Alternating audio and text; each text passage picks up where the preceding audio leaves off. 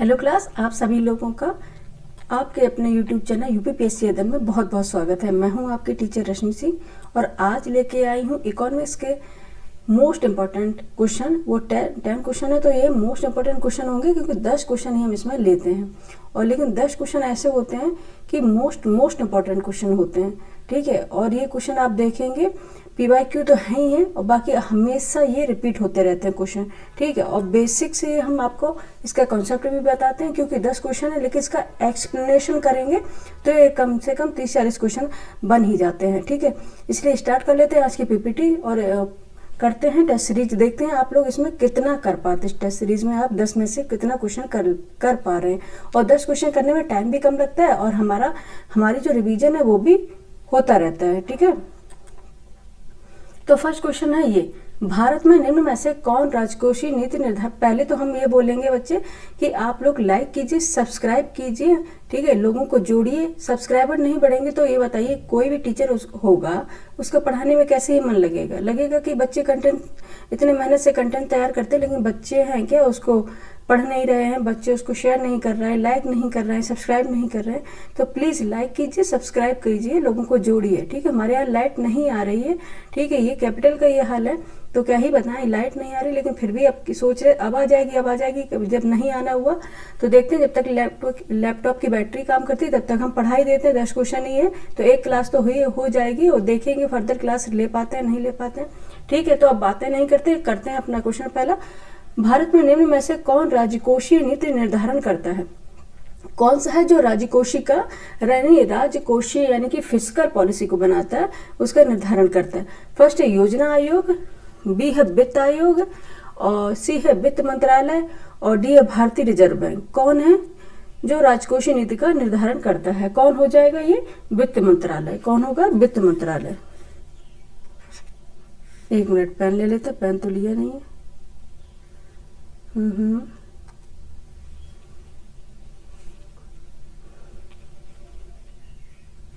ठीक है, कौन सा होगा? वित्त मंत्रालय, ठीक है। वित्त मंत्रालय है जो फिस्कल पॉलिसी बनाता है, ठीक है। कलर ले रहे हैं। क्या है दिक्कत हो रही है?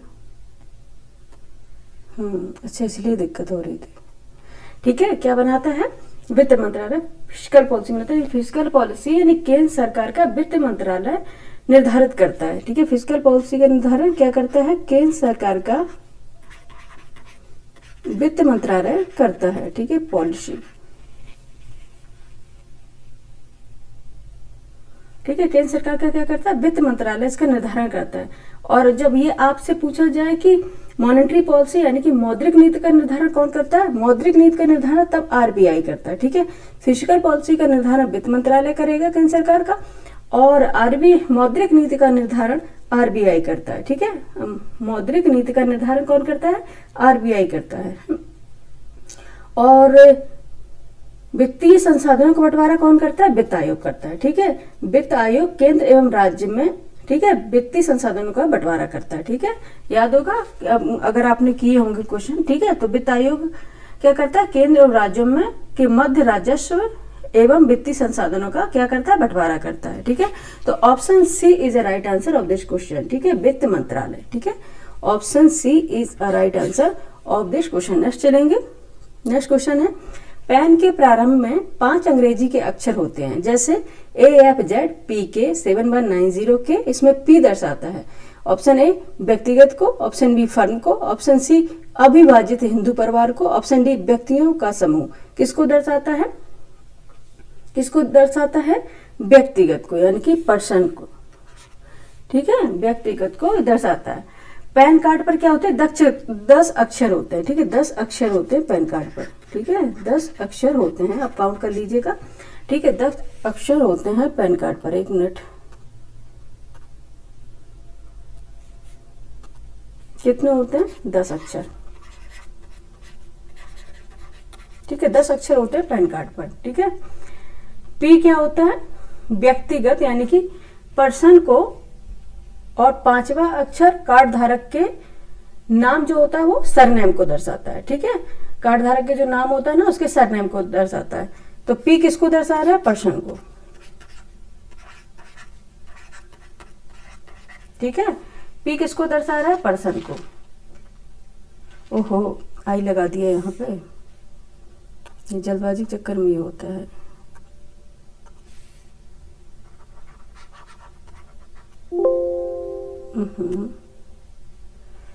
एक मिनट फिर से लगा लेते हैं, कहाँ पे था?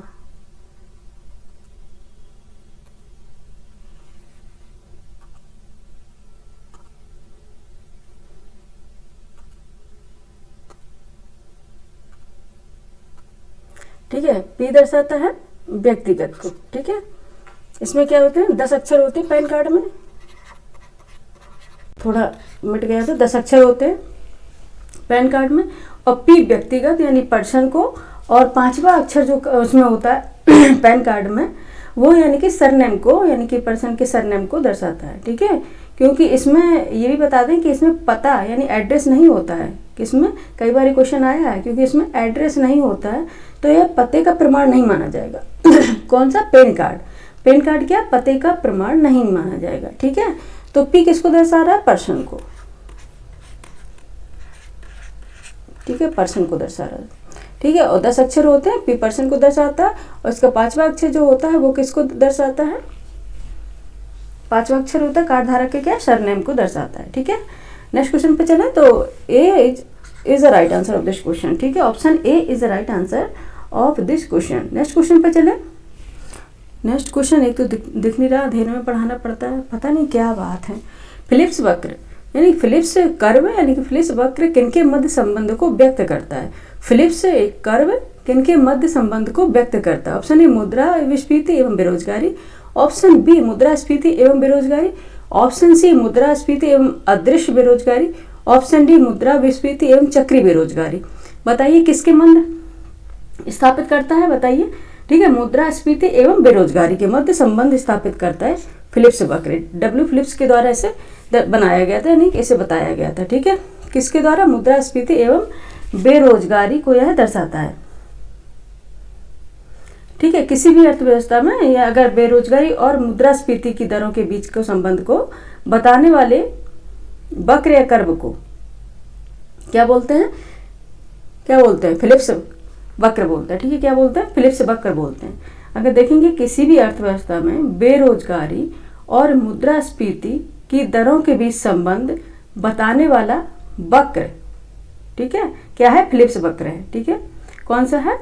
फिलिप्स वक्र है। अगर देखें इसके अनुसार हम देखें, फिलिप्स कर्व के अनुसार देखें तो बेरोजगारी और मुद्रास्फीति की दरों के बीच व्युत्क्रम यानी कि रिवर्सिबल संबंध होता है। ठीक है, व्युत्क्रम संबंध होता है, इन्वर्सल संबंध, इन्वर्सल प्रोपोर्शनल, ठीक है, संबंध होता है। अर्थात अर्थव्यवस्था में मुद्रास्फीति बढ़ने पर बेरोजगारी कम होती है। ठीक है, आप देखेंगे कि अगर अर्थव्यवस्था में मुद्रास्फीति, यहाँ पे देख लें, option B is the right answer, पहले ये बता दें हम आपको। ठीक है, अगर अर्थव्यवस्था में देखें मुद्रास्फीति अगर बढ़ेगी, ठीक है, मुद्रास्फीति बढ़ेगी तो बेरोजगारी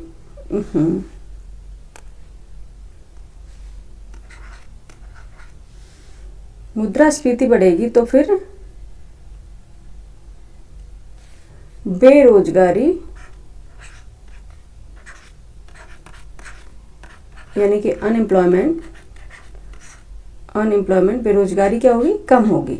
ठीक है, ऑब्वियस बात है। मुद्रास्फीति का आप क्या समझते हो? मुद्रास्फीति होती है तरलता यानी कि लिक्विडिटी। लिक्विडिटी मतलब मनी सप्लाई। ठीक है, मनी सप्लाई तो आप जानते हो कि अगर मनी सप्लाई ज़्यादा होगी तो ऑब्वियस है बेरोजगारी कम होगी। ठीक है, क्योंकि जब सबके पास पैसा होगा तो ठीक है उसे काम भी मिलेगा, लोगों को काम देंगे। अगर ये बताओ आपके पास पैसा बहुत ज़्यादा है तो आप क्या रखोगे? सर्वेंट रखोगे, कहीं कोई दूसरा वाला गार्डनिंग के लिए मतलब माली रख लोगे।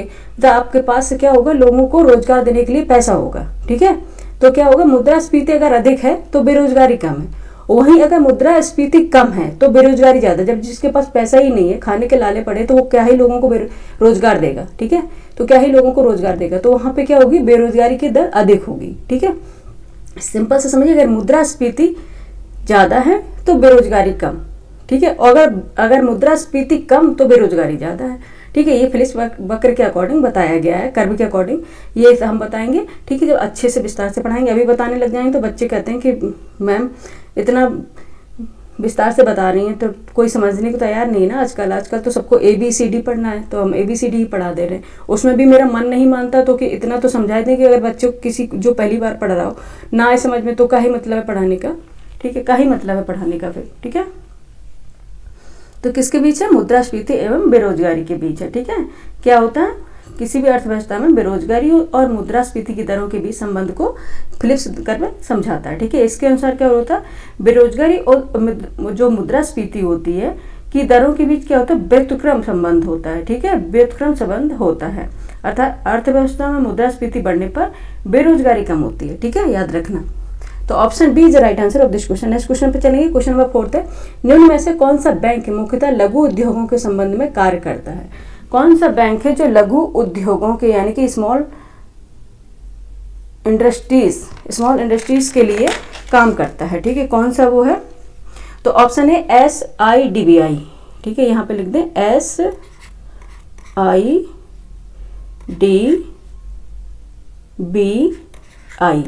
ठीक है, ये SIDBI हो गया।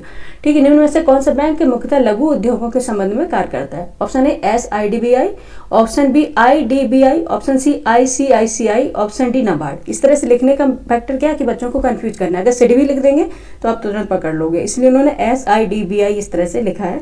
ये बच्चे क्योंकि उसमें प्रेशर भी होता है एग्जाम हॉल में, तो इतना इंसान का बोलते हैं ना आधा तो दिमाग शून्य होता है। ठीक है, उस टाइम पे वही एग्जाम हॉल के जब हम बाहर निकलते हैं तो हमको लगता है यार हमने ये गलती कर दी। ठीक है, जस्ट बाहर निकलने गेट के बाहर निकलेंगे तो दिमाग ऐसे पहले ऐसे लगता है बाउंडेशन हो जाता है, बांध दिया वहाँ पे दिमाग एग्जाम हॉल में। ठीक है, आते हुए क्वेश्चन गलत हो जाते हैं कई बार। ठीक है, सिलेक्शन यही कारण है कि हमेशा यही नहीं होता है कि बच्चे जो पढ़ रहे हैं उन्हीं का, कई बार देखते हैं उस प्रेशर पे यानी एग्जाम हॉल में जो प्रेशर उस पर कौन कितना कंट्रोल कर पाता है। सिलेक्शन इस बेस पे होता है। ठीक है, तो क्या होता है? SIDBI। ठीक है, SIDBI लघु उद्योगों के संबंध में कार्य करने वाला बैंक कौन सा है? SIDBI। कौन सा? SIDBI यानी कि स्मॉल इंडस्ट्रीज, यहाँ पे लिख देते हैं फुल फॉर्म, स्मॉल इंडस्ट्रीज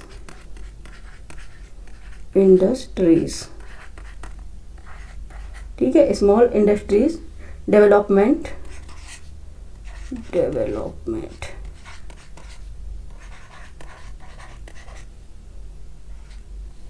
ठीक है, small industry development bank SIDBI।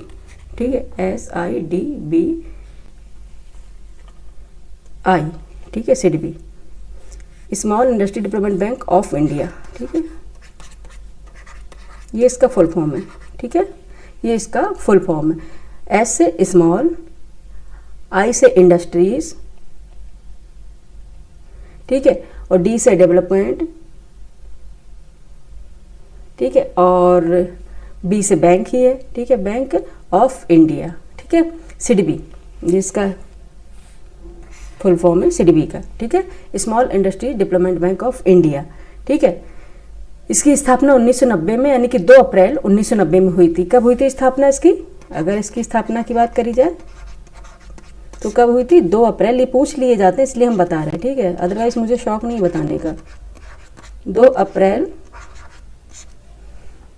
अप्रैल 1990। ठीक है, तो नहीं तो आप आधा बता के छोड़ने में क्या ही मतलब है। ठीक है, आधा अधूरा नहीं पढ़ाना है मुझे। ठीक है, तो स्थापना कब हुई थी? 2 अप्रैल 1990 में। अभी मुख्यालय पूछा जाएगा तो बताओ कहाँ पे है? जहाँ से हम हैं। कहाँ से मुख्यालय? जहाँ से हम हैं। ओ माय गॉड, अब इतना समझ जाओगे? हिंट जरूरी है या फिर अभी भी नहीं समझ पाओगे? नहीं समझ पाओगे, कोई बात नहीं, हम बता ही देते हैं। ओहो, ये बोलते हैं ना कई बार ये इतनी दिक्कत होती है इस पेन को लेके, बहुत खींच आ जाती है मुझे कई बार।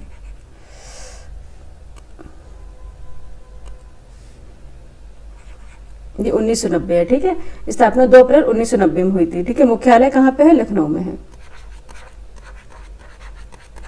मुख्यालय की बात करें, हेडक्वार्टर की बात की जाए, हेडक्वार्टर की बात की जाए तो कहाँ पे है? लखनऊ में है। ठीक है, कहाँ पे? लखनऊ में है। ठीक है, आप तो समझ गए कि निम्न में कौन सा बैंक है जो मुख्यतः लघु उद्योगों के संबंध में काम करता है, वो हो गया सिडबी। ठीक है, लघु उद्योगों के संबंध में कार्य करने वाला बैंक कौन सा है, सिडबी है। ठीक है, इसका फुल फॉर्म है small industries development bank of India. स्थापना 2 अप्रैल 1990 में हुई थी और इसका मुख्यालय लखनऊ में है। ठीक है, नेक्स्ट क्वेश्चन पे चलते हैं। नेक्स्ट क्वेश्चन है हमारा, इसका बता दिए कौन सा है। अरे ये टिक लगाना ही भूल रहे थे। ठीक है, option A is a right answer. ठीक है, option A is a right answer of this question. ठीक है, नेक्स्ट क्वेश्चन पे चलते हैं।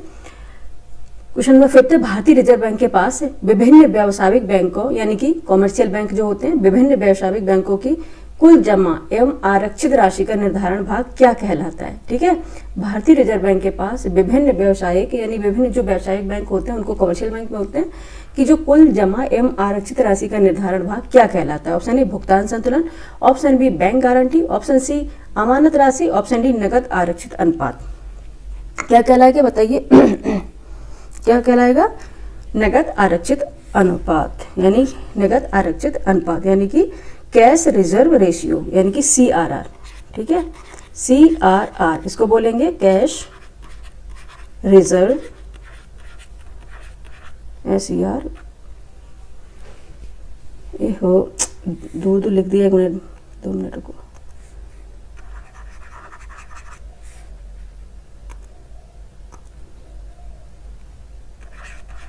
Cash reserve ratio.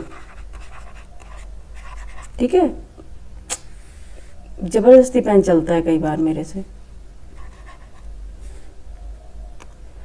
इतनी आदत हो गई लिखने की। ये आई है, 1 मिनट इसको मिटा के करना पड़ेगा, पूरा ही मिटा देते फिर कर दे। नगद आरक्षित अनुपात है यानी कि CRR है, cash reserve ratio, cash reserve ratio. ठीक है, कैश रिजर्व रेशियो। ठीक है, कैश रेशियो। ठीक है, कैश रिजर्व रेशियो क्या होता क्या है ये हम बता दें कि यह वह राशि है। ठीक है, यह वह धनराशि है जिसे बैंकों के यानी कि बैंकों को केंद्रीय बैंक के पास यानी कि बैंकों को केंद्रीय बैंक के पास यानी कि RBI के पास जमा करानी होती है। ठीक है, वह कौन सी धनराशि CRR यानी कि कैश रिजर्व रेशियो वह धनराशि होती है, वह राशि होती है जिसे क्या करता है बैंकों को यानी कि RBI के पास जमा कराना होता है। ठीक है, इसे नगद आरक्षित अनुपात कहते हैं क्योंकि ये वह राशि होती है जिसे नकद में यानी कि कैश में बैंकों को RBI के पास यानी कि कॉमर्शियल बैंकों को RBI के पास क्या करना होता है यानी कि जमा कराना होता है। ठीक है, अपने नकद का कुछ अनुपात होता है बैंकों का यानी कमर्शियल बैंकों का, जो किसके पास जमा कराना पड़ता है, RBI के पास। ठीक है, इसे बोलते हैं कैश रिजर्व रेशियो। ठीक है, क्या बोलते हैं, कैश रिजर्व रेशियो। अच्छा, कैश रिजर्व रेशियो वह राशि है जिसे बैंकों को केंद्रीय बैंक के पास जमा करानी होती है, इसे नगद आरक्षित अनुपात कहते हैं। ठीक है, क्या CRR। ठीक है, आप समझ गए कि कौन सी वो सी राशि है, कौन सा वह भाग है। ठीक है, जो क्या करना पड़ता है कमर्शियल बैंकों को रिजर्व बैंक के पास जमा करना होता है, वह हो गया कैश रिजर्व रेशियो यानी कि CRR। अगर SLR की बात करी जाए तो इसे क्या कमर्शियल बैंक सेल्फ यानी कि खुद उसको क्या रखते हैं, सेव रखते हैं, सुरक्षित रखते हैं। ठीक है, और CRR क्या करते हैं, रिजर्व बैंक को पास जमा करानी होती है। ठीक है, नेक्स्ट चलते हैं। तो आंसर क्या हो गया, D is a right answer of this question. ठीक है, D is a right answer of this question. ठीक है, नेक्स्ट क्वेश्चन पे चलते हैं। एक्चुअली पता आपको लग रहा है स्लो हम क्यों पढ़ा रहे हैं, क्योंकि हमें दिख भी नहीं रहा है, अंधेरे अभी तक लाइट नहीं आई हमारे यहाँ, पता नहीं क्या ही लाइट की प्रॉब्लम है। ठीक है, क्वेश्चन नंबर 6 है, भारतीय रिजर्व बैंक के बारे में निम्न में से कौन सा कथन सही नहीं है। भारतीय रिजर्व बैंक के बारे में निम्न में से कौन सा कथन सही नहीं है तो उसमें अंडरलाइन कर लेंगे। ठीक है, ऑप्शन ए है, यह सभी प्रकार के करेंसी नोटों को जारी करता है। ऑप्शन बी, यह भारत सरकार के शाखा बैंक के रूप में कार्य करता है। ऑप्शन सी, यह बैंकों का बैंक है यह, और ऑप्शन डी, यह विदेशी मुद्रा का विनिमय करता है। ठीक है, तो कौन सा इसमें जो होगा जो गलत होगा। ठीक है, कौन सा होगा जो इसमें गलत होगा। ठीक है, तो कौन सा गलत होगा इसमें, कौन सा है जो कथन सही नहीं होगा, वह होगा ऑप्शन ए। ठीक है, यह सभी प्रकार के करेंसी नोटों को जारी करता है, नहीं, ठीक है। आरबीआई क्या है, सभी प्रकार के करेंसी नोटों को जारी नहीं करता है। क्यों? क्योंकि आरबीआई क्या है, आरबीआई क्या है, 1 रुपए के नोटों एवं सिक्कों तथा अन्य जो छोटे सिक्के अब तो बंद हो गए हैं, ठीक है, अन्य जो छोटे सिक्कों को छोड़कर, ठीक है, भारत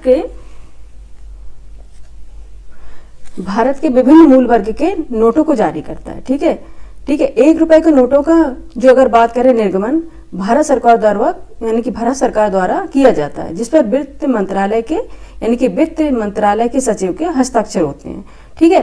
तो आरबीआई क्या करता है, 1 रुपए के नोटों एवं सिक्कों तथा अन्य छोटे सिक्कों को छोड़कर, ठीक है। आरबीआई का काम क्या है, जो 1 रुपए के नोट हैं, अभी देखे होंगे 1 रुपए के नोट हैं, और 1 रुपए के जो, यानी कि रुपए ऐसा नहीं लिखा जाता, हम बताएं, 1 मिनट,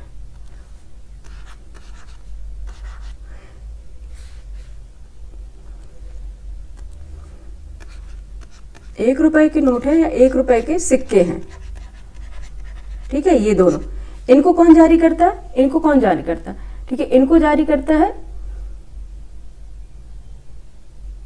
भारत सरकार, ठीक है। कौन जारी करता है, भारत सरकार जारी करता है, भारत सरकार द्वारा जारी किया जाता है, ठीक है। 1 रुपए के और 1 रुपए के नोट और 1 रुपए के सिक्के भारत सरकार द्वारा जारी किए जाते हैं, ठीक है। और इस पे क्या होता है, जिस पर वित्त मंत्रालय के सचिव के हस्ताक्षर किए जाते हैं, ठीक है। वित्त मंत्रालय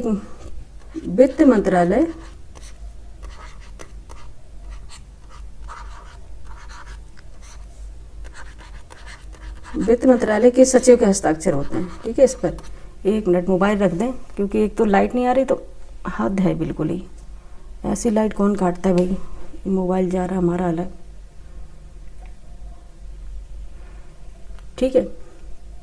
पहले एक बार सुन लीजिए, फिर हम इसमें लिखा देंगे, ठीक है। आरबीआई क्या है, 1 रुपए के नोटों एवं सिक्कों तथा अन्य छोटे सिक्कों को छोड़कर भारत के विभिन्न मूल वर्ग के नोटों को जारी करता है, ठीक है। 1 रुपए के ना तो सिक्के जारी करता है, ना 1 रुपए के नोट जारी करता है, ठीक है। यह जो 1 रुपए के नोट, 1 रुपए के नोटों का जो निर्गमन होता है भारत सरकार द्वारा किया जाता है, ठीक है, जिस पर वित्त मंत्रालय के सचिव के हस्ताक्षर होते हैं, ठीक है। अब हम बता दें, 1 रुपए के नोट या 1 रुपए के सिक्के भारत सरकार के वित्त मंत्रालय के द्वारा, भारत सरकार के द्वारा जारी किए जाते हैं। वो वित्त मंत्रालय बोल गए, यहाँ पे हस्ताक्षर लिख दें, इसलिए क्योंकि हम ही देखो कन्फ्यूज हो गए, कई बार ऐसा होता है, एक को मिटा ही देते हैं, पूरा छोटा छोटा लिखेंगे, ठीक है। ये वाला होगा ऑप्शन ए, ठीक है। यह सभी प्रकार का नहीं करता है, क्योंकि 1 रुपए के देखेंगे नोट या 1 रुपए के सिक्के, ये सिक्के होंगे, ये कौन जारी करता है, भारत सरकार द्वारा जारी किया जाता है, ठीक है। ये कौन करता है, भारत सरकार द्वारा, ठीक है। यहाँ पे लिख दे भारत सरकार द्वारा, ठीक है। भारत सरकार द्वारा जारी किया जाता है 1 रुपए के नोट और 1 रुपए के सिक्के। और वहीं और क्या उस पर हस्ताक्षर किसके होते हैं, यहाँ पर हस्ताक्षर लिख दे, साइन, हस्ताक्षर या साइन किसके होते हैं, वित्त मंत्रालय के सचिव, वित्त मंत्रालय सचिव के,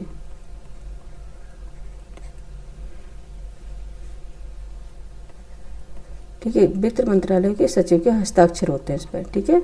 1 रुपए के सिक्के, 1 रुपए के नोट है। और बाकी जो होते हैं भारत के जो बाकी मूल वर्ग के नोट होंगे, उनको जारी करता है आरबीआई, ठीक है।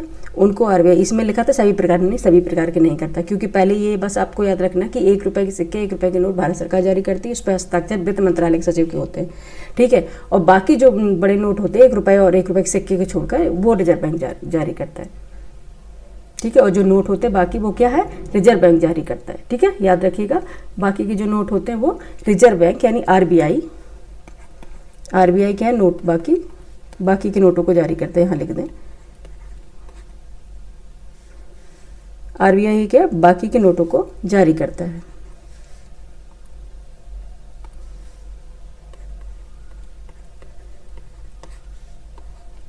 ठीक है। बाकी वही समझाने के लिए हमने लिखा, आप ये समझ नहीं लेना क्या नोटों को जारी करता है, बाकी जो नोट बचे उनको जारी ये आरबीआई करता है, ठीक है। यहाँ हटा दें, नहीं तो आप कंफ्यूज हो जाओगे, ठीक है। नोटों को जारी करता है, इतना बस रखो, ठीक है। तो option A is the right answer of this question. ठीक है, तो यह सभी प्रकार के करेंसी नोटों को जारी नहीं करता। बाकी यह भारत सरकार की शाखा बैंक के रूप में करता है, बिल्कुल सही है। यह बैंकों का बैंक है, बिल्कुल सही है, आरबीआई। ठीक है, बैंकों का बैंक है। यह विदेशी मुद्रा का विनिमय करता है, ये भी बात सही है। ठीक है, तो option A is a right answer, क्योंकि यही गलत था। ऑप्शन 7 है बेरोजगारी समस्या से गरीबी बढ़ती है, क्योंकि बेरोजगारी समस्या से गरीबी बढ़ती है। एक मिनट, अच्छा हम क्वेश्चन को स्किप कर रहे हैं, मुझे ऐसा लग रहा है ये क्वेश्चन नहीं, अब वो आगे आएगा। ठीक है, आगे आने वाला है। बेरोजगारी समस्या से गरीबी बढ़ती है क्योंकि ऑप्शन ए गरीबी रेखा से नीचे रहने वालों की संख्या बढ़ती है, ऑप्शन बी जनसंख्या तेजी से बढ़ती है, ऑप्शन सी मुद्रास्फीति की दर बढ़ती है, ऑप्शन डी ब्याज दर बढ़ती है। तो आपको बताना है कि गरीबी जो समस्या, बेरोजगारी समस्या से गरीबी बढ़ती है क्योंकि, क्यों? ऑप्शन है, क्या होगा इसका आंसर? ऑप्शन ए, क्योंकि गरीबी रेखा से नीचे रहने वालों की संख्या बढ़ती है। ठीक है, गरीबी रेखा से रहने वाली की संख्या बढ़ती है। बेरोजगारी समस्या से गरीबी बढ़ती है क्योंकि गरीबी रेखा से नीचे रहने वालों की संख्या बढ़ती है। ठीक है, option A is the right answer of this question. ठीक है, ठीक है। बेरोजगारी से तात्पर्य है, क्या तात्पर्य है? बेरोजगारी से तात्पर्य आय के साधन की अनुपलब्धता, यानी कि बेरोजगार इंसान जब है जब उसको क्या है, आय के साधन नहीं मिलते हैं, या उसको काम करने, क्या बोलते हैं ना, आय के लिए काम नहीं मिलता, आय के साधन नहीं मिलते हैं।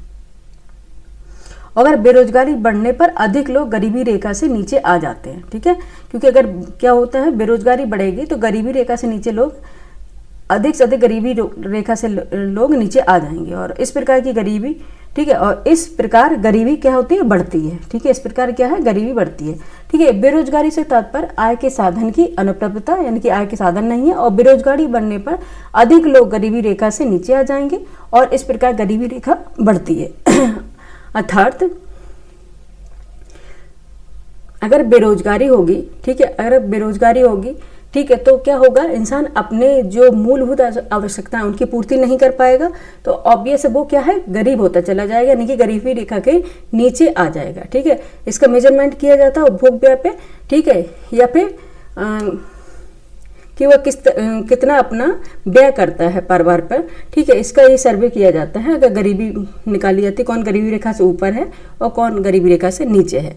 ठीक है, जब वो बेरोजगार होगा तो ऑब्वियस है कि उसके पास पैसे नहीं होंगे तो परचेसिंग जो कैपेसिटी है वो भी कम होगी, और वो अपनी जो नीड्स हैं, डेली नीड्स हैं, वो भी वो फुलफिल नहीं कर पाएगा, और वो क्या है, गरीबी रेखा से नीचे आ जाएगा। ठीक है, तो इसका मतलब हो गया कि गरीबी रेखा से नीचे रहने वालों की संख्या बढ़ जाती है। ठीक है, बेरोजगारी समस्या से क्या होता है, गरीबी बढ़ती है क्योंकि गरीबी रेखा से नीचे रहने वालों की संख्या बढ़ जाती है। ठीक है, बिलो द पॉवर्टी, यानी कि below the poverty line.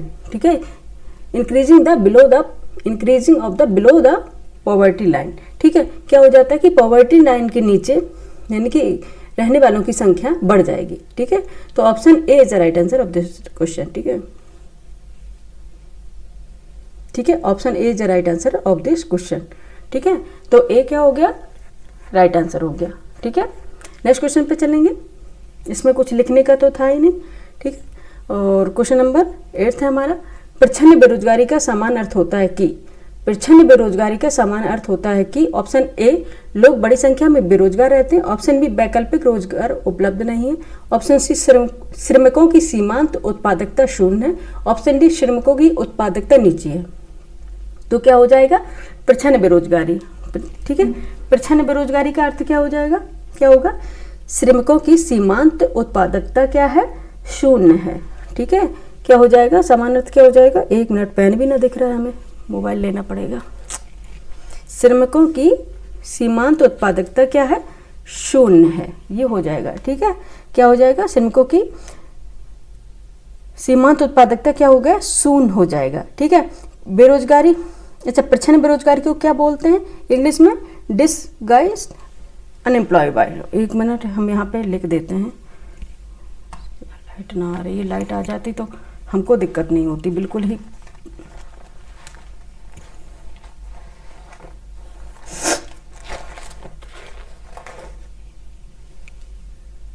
Disguised unemployment. ठीक है, यहाँ पे लिख दे रहे हैं, प्रच्छन्न बेरोजगारी को क्या बोलते हैं,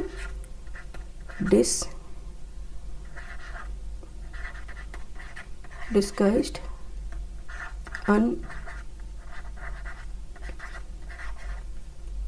एक मिनट,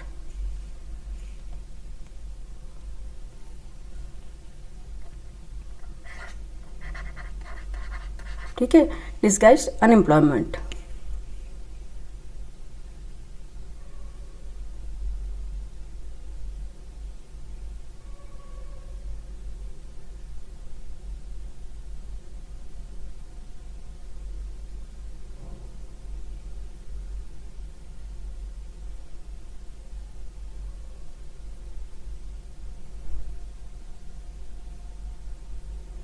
ठीक है, डिस्गाइज्ड अनएम्प्लॉयमेंट।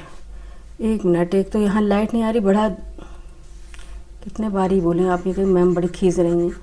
जब दिखता नहीं है तो जब ही हम पढ़ाने बैठते हैं, आज सुबह है ना, एक्चुअली हम सुबह ही क्लास ले लेते हैं, लेकिन पता नहीं कंस्ट्रक्शन का काम चलने लग गया, लोगों को अपने काम कराने होते हैं ना।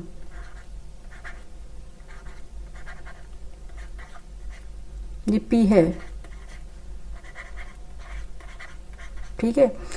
डिस्गाइज्ड अनएम्प्लॉयमेंट यानी कि बेरोजगारी को क्या बोलते हैं, प्रच्छन्न बेरोजगारी को बोलते हैं डिस्गाइज्ड अनएम्प्लॉयमेंट। अब बेरोजगारी तो नहीं पता नहीं, ये तो अनएम्प्लॉयमेंट है, ठीक है। तो इसमें पूछा गया है कि प्रच्छन्न बेरोजगारी उसे कहते हैं जिसे बोलते हैं हिडन, यानी कि हिडन अनएम्प्लॉयमेंट भी बोलते हैं, छुपी हुई बेरोजगारी, यानी कि हिडन, ठीक है, हिडन अनएम्प्लॉयमेंट। देखो एम लिख रहा है अन की जगह, अनएम्प्लॉयमेंट।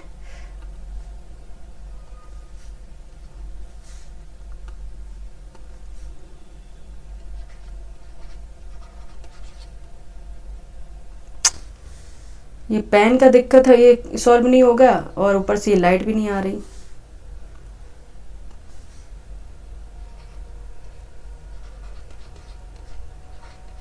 अनएम्प्लॉयमेंट, ठीक है, या अनएम्प्लॉयमेंट लिखा हुआ है, ठीक है, या फिर यहाँ पे लिख दे रहे हैं। एक मिनट, थोड़ा मैनेज कीजिएगा बच्चे, ठीक है, बस अभी करा दे रहे। लाइट नहीं आ रही, लेकिन अब आप ये बताओ, लाइट ना आए तो क्लास ना लें, उससे अच्छा अपनी क्लास ले लें ना। हिडन अनएम्प्लॉयमेंट,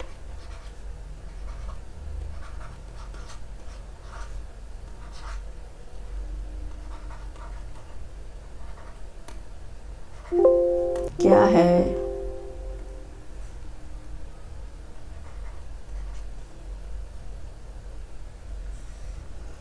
एक तो पता नहीं क्या हो जाता हमारे लैपटॉप में, ये अपना अलग ही ये सुर छिड़े हुए हैं, ठीक है।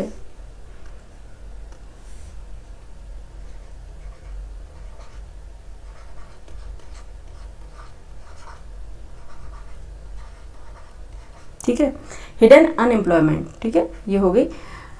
प्रच्छन्न बेरोजगारी क्या होती है? अदृश्य बेरोजगारी होती है, जिसमें बेरोजगार लोग होते हैं लेकिन हमें दिखाई नहीं देते हैं, ठीक है, इसीलिए बोलते हैं हिडन अनएम्प्लॉयमेंट, क्योंकि लोग हमें काम में लगे हुए दिखाई देते हैं, ठीक है। अभी हम पहले इसको बताते हैं, उसमें क्या होता है, या बोलते हैं डिस्गाइज अनएम्प्लॉयमेंट, यानी कि प्रच्छन्न बेरोजगारी, ठीक है। इसमें क्या होता है कि जैसे ये सबसे ज़्यादा कहाँ पाई जाती है, या कृषि क्षेत्र में देखी जाती है सबसे ज़्यादा, ठीक है। कृषि क्षेत्र में देखेंगे कि जहाँ पे सिर्फ 2 लोगों की ज़रूरत है, ठीक है, कृषि क्षेत्र में देखेंगे कि जहाँ पे सिर्फ 2 लोगों की ज़रूरत है, जैसे कि यहाँ पे 2 लोगों की ज़रूरत है, ठीक है, ये समझाने के लिए बता रहे हैं। जैसे 2 लोगों की ज़रूरत है और जो खेतों में काम होते हैं, ठीक है, अगर 2 लोग काम कर रहे हैं तो कितना उत्पादन हो रहा है, 2 लोग काम कर रहे हैं तो भी यहाँ देख देते 5 टन, यानी 5 टन, अगर टन की बात कर लें, 5 टन गेहूँ का क्या हो रहा है, प्रोडक्शन हो रहा है, ठीक है। 2 लोग लगे हुए हैं तो भी 5 टन गेहूँ का प्रोडक्शन हो रहा है, और उसी में अगर 3 लोग और लग गए, ठीक है, 3 लोग और लग गए तो कुल मिला के कितने हो गए, 5 लोग हो गए, तो भी प्रोडक्शन वही है, 5 टन ही है, ठीक है। तो भी प्रोडक्शन कितना है, 5 टन है। तो क्या है इसमें, क्या है, 2 लोगों का काम है लेकिन 3 लोग एक्स्ट्रा में लगे हुए हैं, इसलिए इन्हें बोलते हैं प्रच्छन्न बेरोजगारी यानी हिडन एम्प्लॉयमेंट। 3 लोग हैं, ये क्या है, बेरोजगार हैं, अनएम्प्लॉय हैं, ठीक है, ये जबरदस्ती इसमें लगे हुए हैं, ठीक है। दिखने को लगेगा कि इसमें वर्क करते भी है, लेकिन इसकी क्या सीमांत जो उत्पादकता होती है, जो प्रोडक्शन होता है वो शून्य होता है, ठीक है। इनका कोई प्रोडक्शन नहीं, क्योंकि 2 लोग भी कर रहे थे तब भी 5 टन गेहूँ का प्रोडक्शन हो रहा था, और उसके बाद 3 लोग और लग गए, कुल मिला के, ठीक है, 5 लोग और करने लग गए तो भी प्रोडक्शन वही रहा, ठीक है, प्रोडक्शन तो नहीं बढ़ा है ना, इसलिए इसे बोलते हैं प्रच्छन्न बेरोजगारी, ठीक है। प्रच्छन्न बेरोजगारी में क्या होता है, यदि श्रमिकों को किसी कार्य से निकाल दिया जाए तो भी उत्पादन में कोई अंतर नहीं पड़ेगा, ठीक है, तो भी उत्पादन में कोई अंतर नहीं पड़ेगा, ठीक है। अतः श्रमिकों की सीमांत उत्पादकता शून्य होती है।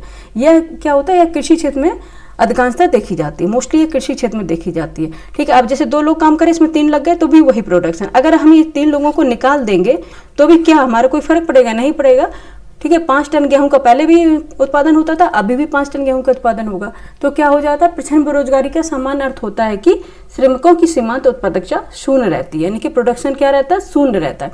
इसलिए ऑप्शन सी है इसका राइट आंसर, ठीक है। ऑप्शन सी इसका क्या होगा, राइट आंसर होगा, ठीक है। डिस्गाइज्ड अनएम्प्लॉयमेंट क्या होता है, प्रचंड बेरोजगारी, इसी को हिडन एम्प्लॉयमेंट बोलते हैं, प्रचंड बेरोजगारी को, क्योंकि होते ना एक किसी भी काम में अधिक श्रमिकों का लगा होना, ठीक है, उनमें से कुछ श्रमिकों को निकाल भी दिया जाए तो भी उनकी क्या होती है, उत्पादकता में कोई फर्क नहीं पड़ता है, ठीक है। तो option C is the right answer of this question, ठीक है। नेक्स्ट क्वेश्चन पे चलेंगे। भारत में गरीबी अनुमान का आधार है, ठीक है, भारत में गरीबी अनुमान का आधार है, ठीक है। लाइट नहीं आई, देखो पूरा क्लास हो गई, हद है बिल्कुल, ये है ना, क्या ही काम चल रहा है यहाँ पे। भारत में गरीबी अनुमान का आधार है, ऑप्शन ए प्रति व्यक्ति आय, ऑप्शन बी प्रति व्यक्ति व्यय, ऑप्शन सी परिवार का उपभोग व्यय, ऑप्शन डी उपयुक्त में से कोई नहीं, ठीक है। कौन सा होगा, भारत में गरीबी अनुमान का आधार कौन सा होगा, परिवार का उपभोग व्यय, ठीक है, परिवार का उपभोग व्यय, option C is the right answer, ठीक है। परिवार का उपभोग व्यय यानी कि household final consumption expenditure, ठीक है, यहाँ पे लिख दे रहे हैं, क्या होता है, HFCE,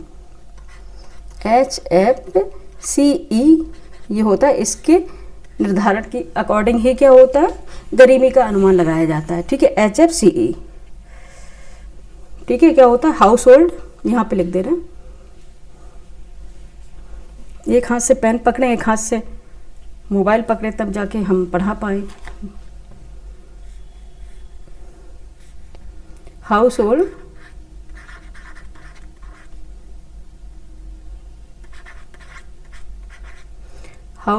फाइनल कंजप्शन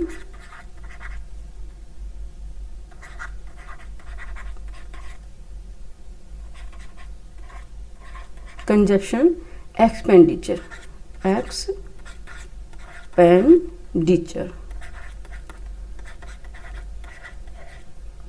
ठीक है, इसको बोलते हैं HFCE, house hold final consumption expenditure, यानी परिवार का उपभोग व्यय, ठीक है। इसके अकॉर्डिंग ही क्या होता है, अनुमान लगाया जाता है भारत में गरीबी का, ठीक है, किसके द्वारा, house hold final consumption expenditure यानी HFCE के अकॉर्डिंग, ठीक है। इसका परिवार को उपभोग व्यय का आधार इसलिए लगाया जाता है कि भारत में गरीबी किस तरह से इसका अनुमान लगाया जाता है कि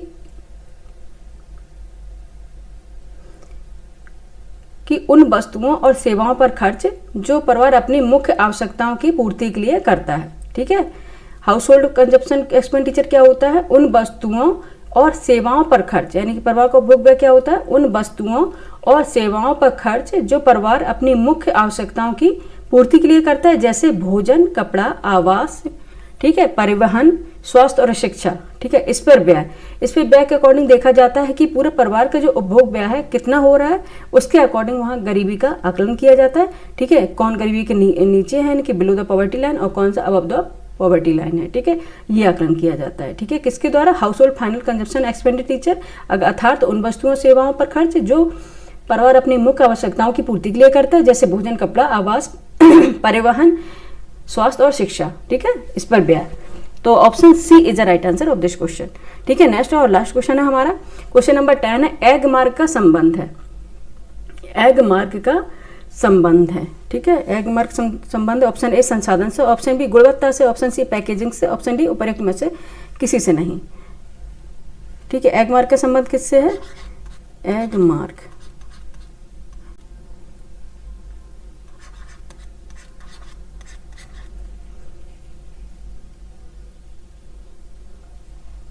एगमार्क के संबंध किससे, एगमार्क एक प्रमाण चिन्ह है, ठीक है, प्रमाण चिन्ह, इसका संबंध किससे होगा, गुणवत्ता से होगा, ठीक है, किससे होगा, गुणवत्ता, option B is right answer. Agmark क्या है, एक प्रमाण चिन्ह है जो भारत के कृषि खाद्य उत्पादों यानी कि पदार्थों पर लगाया जाता है, ठीक है। ये उत्पाद क्या है, भारत सरकार के विपणन तथा निरीक्षण निदेशालय द्वारा निर्धारित होते हैं। ठीक है, और ये क्या होते हैं, भारत सरकार के, यानी कि ये उत्पाद भारत सरकार के विपणन तथा निरीक्षण निदेशालय द्वारा निर्धारित मानकों पर खरे उतरते हैं। कौन से, एगमार्क प्रमाणित जो भी खाद्य उत्पाद होते हैं वो। ठीक है, तो option B is a right answer of this question. ये किससे होता है, एगमार्क किससे होता है, क्वालिटी से यानी कि गुणवत्ता से, क्वालिटी यानी कि गुणवत्ता। ठीक है, ये क्या होता है, प्रमाण चिन्ह होता है, इतना तो पता है आपको, प्रमाण चिन्ह होता है। ठीक है, प्रमाण चिन्ह होता है। ठीक है, option B is the right answer of this question. ठीक है, अब हम यहाँ पे अपना पहले मोबाइल रख देते हैं, हमारा तो हाथ ही दुख गया है, अरे बिल्कुल ही कुछ नहीं दिख रहा है, फिर हमें हद है। ठीक है, ठीक है, यहाँ पे हमारे 10 क्वेश्चन कंप्लीट हो गए। लाइट हमारे यहाँ प्रॉब्लम हो रही, लाइट नहीं आ रही। सुबह अगर और कुछ दिक्कत थी, कंस्ट्रक्शन का काम चल रहा था, नहीं कर पाए, पता नहीं, हमें ये समझ नहीं आता, जब भी हम कोई अपना काम स्टार्ट करते हैं बहुत प्रॉब्लम आती है हमारे लाइफ में। ठीक है, बहुत ही प्रॉब्लम आती है। तो प्लीज़ आप लोग इतने हम स्ट्रगल करके आप लोगों को पढ़ा रहे हैं, तो प्लीज़ लाइक कीजिए, सब्सक्राइब कीजिए। ठीक है, लोगों को जोड़िए, अच्छे से अच्छा, हम ये प्रॉमिस करते हैं आपसे कि अच्छे से अच्छा कंटेंट हम लेके आएंगे आपको। ठीक है, वही क्वेश्चन, और 10 क्वेश्चन है तो ये मोस्ट इंपॉर्टेंट क्वेश्चन है। आप देखिए आपने इसमें कितने कर पाए, और जो भी आपको समझ में ना आए वो कमेंट करके बताइए, प्लीज़ कमेंट कीजिए। ठीक है, कमेंट कीजिए और बताइए कि आपको ये क्लास कैसी लगी। ठीक है, फिर आते हैं अपने नई टेस्ट सीरीज के साथ, नए सब्जेक्ट के साथ। ठीक है, क्योंकि हमारी अल्टरनेट क्लास होती है। ठीक है, अभी हमारी क्लास क्या होगी, परसों होगी। ठीक है, सभी लोगों को रामनवमी और ईद की बहुत बहुत शुभकामनाएं। ठीक है, ठीक है, पढ़ते रहिए बच्चों। ठीक है, थैंक यू फॉर वॉचिंग।